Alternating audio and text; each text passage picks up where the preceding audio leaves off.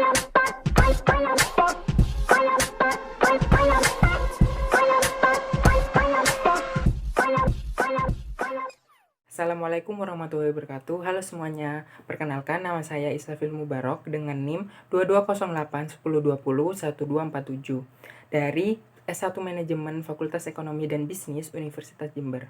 Nah, pada kesempatan kali ini saya akan memaparkan materi mengenai financial leverage dari manajemen keuangan lanjutan kelas D. Belum mengetahui lebih lanjut tentang perhitungan financial leverage, kita mulai dulu dari pengertian leverage. Apa sih leverage itu? Leverage ini dapat diartikan sebagai aset atau dana di mana sebagai akibat dari penggunaan dana tersebut, perusahaan harus mengeluarkan atau membayar beban tetap atau yang bisa disebut dengan fixed cost. Nah, intinya leverage ini adalah alat yang digunakan untuk mengoptimalkan hasil dari investasi atau operasional, tapi perlu dikelola dengan hati-hati karena juga dapat meningkatkan resiko finansial. Nah, dengan memperbesar tingkat leverage berarti akan meningkatkan tingkat ketidakpastian dari return yang akan diperoleh dan juga pada saat yang sama akan memperbesar tingkat return yang akan diperoleh. Selanjutnya ada hubungan leverage dan laporan laba rugi. Dalam sebuah laporan laba rugi pastinya ada dua leverage. Yang pertama itu ada leverage operasi dan yang kedua itu ada leverage finansial. Saya di sini akan menitik beratkan pada leverage finansial. Jadi leverage finansial dalam laporan laba rugi itu bisa berisi bunga, EBT, pajak, dan EAT. Selanjutnya ada pengertian financial leverage. Nah, suatu perusahaan ini dapat dikatakan menggunakan financial leverage jika perusahaan ini membelanjai sebagian dari aktifanya dengan sekuritas yang membayar bunga yang tetap, misalnya pada hutang bank, menerbitkan obligasi, atau saham preferen. Nah, untuk lebih jelasnya, leverage keuangan ini dapat memperbesar keuntungan jika hasil investasi ini melebihi biaya utangnya, tetapi juga meningkatkan resiko kerugian jika investasi tersebut itu tidak berjalan sesuai dengan rencana. Financial leverage ini intinya bisa dikatakan perbandingan antara total hutang dengan seluruh dana atau aktiva dalam perusahaan, atau leverage factor. Oke, selanjutnya ada degree of financial leverage. Yang pertama itu adalah mengukur kepekaan EPS terhadap perhitungan EBIT. Yang kedua itu ada rasio, ini menunjukkan bahwa semakin tinggi tingkat leverage keuangan, maka laba akan semakin fluktuatif. Selanjutnya, di sini ada dua rumus dari rumus DFL. Yang pertama adalah DFL sama dengan persen perubahan dalam laba per saham EPS dibagi dengan persen perubahan dalam laba operasi.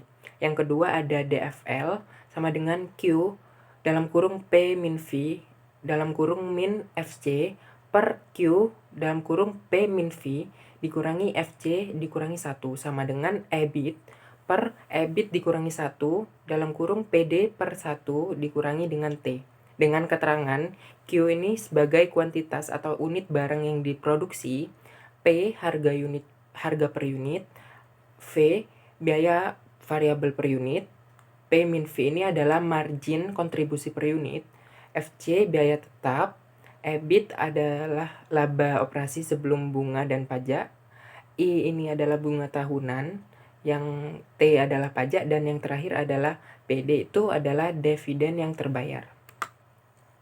Lanjut pada contoh soal. Nah, perusahaan ternama mempunyai modal sendiri sebesar 800 juta rupiah dan akan menambah modalnya sebesar 400 juta rupiah melalui satu dari tiga alternatif pendanaan, yaitu satu saham biasa, dua obligasi pada tingkat bunga 12%, yang ketiga ada saham preferen dengan dividen 11%. Saat ini, EBIT perusahaan sebesar 120 juta rupiah. Dengan adanya ekspansi, maka laba yang diharapkan itu naik menjadi 216 juta rupiah. Nah, tingkat bunganya ini pada saat ini tuh 40%. Jadi, saham biasa yang beredar itu 200.000 lembar dan saham biasa itu dapat dijual 4.000 per lembar. Sehingga apabila perusahaan ini memilih pendanaan dengan modal sendiri, maka perusahaan harus mengeluarkan saham biasa baru sebanyak 100.000 lembar. Nah, pertanyaannya, yang pertama hitunglah DFL dengan menggunakan alternatif pendanaan hutang, pendanaan saham preferen, dan pendanaan saham biasa. Yang kedua adalah hitunglah laba dan EPS jika EBIT itu naik 10%. Berikut adalah jawaban dari pertanyaan nomor 1. Sebelumnya, kita harus membuat tabel tentang perhitungan laba dan EPS-nya yang berisi tentang keterangan, saham biasa, hutang, dan saham preferen. Nah, yang pertama ada EBIT. EBIT yang diharapkan dari ekspansi tadi adalah 216 juta rupiah. Kita masukkan pada tabel saham biasa, hutang, dan saham preferen. Selanjutnya ada bunga 12%. Jadi 12% dari 216 juta rupiah ini adalah 48 juta rupiah. Nah, kita masukkan pada hutang karena bunga ini termasuk dalam kategori hutang. Selanjutnya ada EBT. EBT-nya kita turunkan dari EBIT yang tadi. Nah, untuk saham biasa karena tidak ada pengurangan dari bunga, kita turunkan tetap menjadi 216 juta rupiah. Selanjutnya pada hutang, 216 juta rupiah ini dikurangi oleh persenan bunga yang tadi, 48 juta rupiah, jadi 168 juta rupiah. Nah, untuk saham preferen sama dengan saham biasa karena tidak ada pengurangan pada bunga, kita turunkan. Nah, selanjutnya ada pajak 40%. Nah, 40% dari 216 juta rupiah ini adalah 8.400.000 rupiah. Nah, setelah itu untuk hutang 40% dari 168 juta rupiah itu ada 67.200 juta rupiah. Selanjutnya pada saham preferen sama dengan saham biasa. Nah, hasil dari pengurangan pajak ini kita masukkan pada kolom EAT. Pada saham biasa 216 juta rupiah dikurangi 86 juta 400 rupiah jadi 129.600 rupiah. 600.000 rupiah. Nah, untuk hutang itu ada 168 rupiah dikurangi dengan 67.200.000 rupiah menjadi 100 juta 800.000 rupiah. Nah, untuk saham preferen sama hasilnya dengan saham biasa. Nah, selanjutnya kita kurangi dengan dividen saham preferen. Nah, karena dari kata kuncinya saja itu dividen saham preferen, jadi kita kurangi di kolom saham preferen. Jadi yang lain itu diturunkan, yang saham preferen itu dikurangi. Jadi 129 juta rupiah, 129.600 rupiah dikurangi dengan saham preferennya tadi itu ada 11%, jadi 44 juta rupiah. Hasilnya adalah 85.600.000 rupiah. Nah, untuk yang lain karena sudah diturunkan itu masuk 129.600.000 rupiah. Nah, untuk yang hutang itu 100.800.000 rupiah. Oke, lanjut pada jumlah saham biasa yang beredar. Nah, tadi disinggung bahwa untuk saham biasa jumlah sahamnya itu harus ditambah 100.000 lembar. Jadi, saham biasa dengan 300.000 lembar, hutang dan saham preferen itu dengan 200.000 lembar. Nah, setelah itu kita lanjut ke EPS. Nah, dari EPS-nya ini didapat dari laba pemegang saham ini dibagi dengan jumlah saham. Jadi 129.600 rupiah dibagi dengan 300.000 lembar saham. Jadi 432. Untuk yang hutang 100.800.000 rupiah dibagi dengan 200.000 lembar menjadi 504. Yang terakhir untuk saham preferen 85.600.000 rupiah dibagi dengan 200.000 lembar menjadi 428. Oke, kita lanjut untuk perhitungan DFL saham biasa menggunakan rumus EBIT per EBIT min I min PD per I per 1 dikurangi T. Nah, untuk EBIT-nya kita masukkan 216 juta rupiah.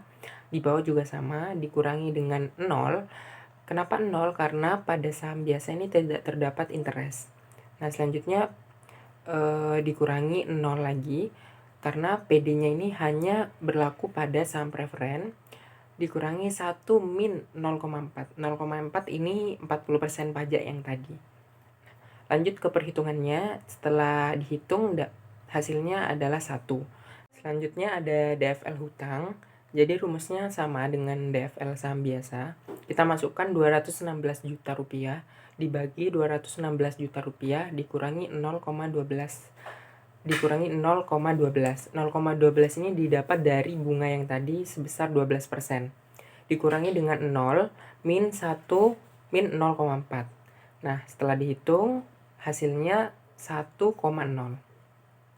Selanjutnya pada DFL saham preferen, rumusnya juga sama dengan DFL saham biasa dan DFL hutang. Kita masukkan 216 juta rupiah dikurangi 216 juta rupiah dikurangi 0 dikurangi 44 juta. Nah, 44 juta ini dari dividen saham preferen tadi dikurangi 1 min 0,4.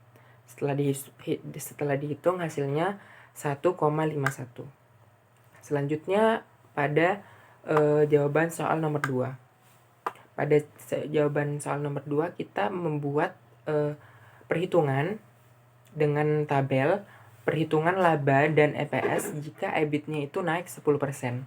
Nah, EBIT tadi kan 216 juta rupiah. Apabila naik 10%, itu ditambah dengan 21 juta 600 rupiah. Jadi 216 juta rupiah ditambah 21.600 juta rupiah jadi 237.600 ribu rupiah. Nah, sama disamaratakan untuk saham biasa, hutang, dan saham preferen. Nah, untuk bunga kita kurangi 48 juta rupiah. Jadi di sisi hutang itu menjadi 189.600 ribu rupiah. Nah, untuk sisi saham biasa dan saham preferen kita turunkan saja. Nah, untuk pajak dari pajaknya tersebut itu 40%. Jadi 237.600 ribu rupiah kita itu ambil 40%-nya. 40%-nya itu yaitu 95 juta 40 ribu rupiah. Sama dari hasil EBT-nya itu kita ambil 40%-nya untuk dikurangi pajak. Untuk hutang menjadi 75 juta 840 ribu rupiah. Untuk saham preferen menjadi 95 juta 40 ribu rupiah.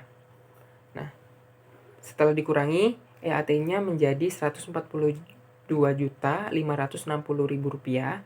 Untuk hutang 113 juta 760 ribu rupiah. Dan untuk saham preferen menjadi 142 juta 560 ribu rupiah. Nah, dividen saham preferennya tetap seperti tadi dikurangi dengan 44 juta rupiah. Setelah dikurangi menjadi 98 juta 560 ribu rupiah. Untuk saham biasa dan hutang kita turunkan. Nah, selanjutnya pada jumlah saham biasa yang beredar sama. Untuk saham biasa itu 300 ribu lembar, untuk hutang 200 ribu lembar, dan untuk saham preferen itu menjadi 200 ribu lembar. Setelah itu kita bagi. Setelah dibagi itu akan mendapatkan EPS. Untuk saham biasa 142 juta 560 ribu rupiah dibagi dengan 300 ribu lembar menjadi 475,2. Untuk selanjutnya untuk hutang 113 juta 760 ribu rupiah dibagi dengan 200 ribu lembar menjadi 568,8. Untuk saham preferen 98 juta 560 ribu rupiah dibagi dengan 200 ribu lembar menjadi 492,8. Baik, sekian presentasi saya tentang financial leverage. Kurang lebihnya saya mohon maaf. Wassalamualaikum warahmatullahi wabarakatuh.